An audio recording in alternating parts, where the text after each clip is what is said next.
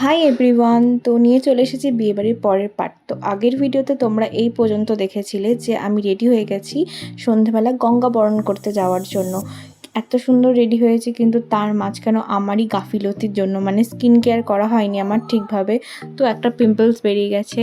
তো এই যে বাজনা বাজছে, এই বাজনাটা বাজলেই মনে হয় যে বিয়েবাড়ি। এত ভালো লাগে না বাজনার আওয়াজটা। তো এই যে সবাই মোটামুটি রেডি হয়ে গেছি। আর ওই বিয়েবাড়ির কটার দিন যা গরম পড়েছিল, মানে আগের সপ্তাহে তোমরা তো জানো যে কীরকম পরিমাণে গরম পড়েছিল। তো এই যে আমি আর আমার বান্ধবী হাঁটতে হাঁটতে যাচ্ছিলাম, আর পেছন দিয়ে আমার বোন ভিডিও বানাচ্ছিল। তো আমাদের দেখো সবাই রেখে চলে গেছে আগে, কারণ এতটাই গরম পড়েছিল যে আমরা তাড়াতাড়ি হাঁটতে পারছিলাম না। তো আমাদের মানে বাজনার পেছনেই আমরা হাঁটছিলাম।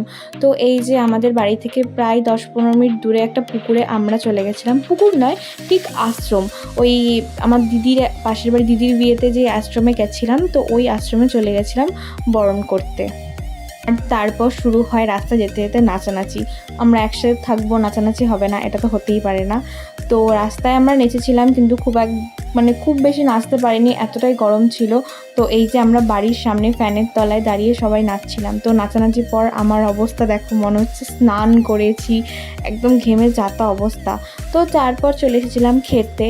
অনেক রাত, তখন বাজে প্রায় 11টা মতো। তো খাবারের ছিল ভাত, ডাল, পোস্ত আর চিকেন কষা। তো টাটা, দেখা হচ্ছে নেক্সট পার্টে।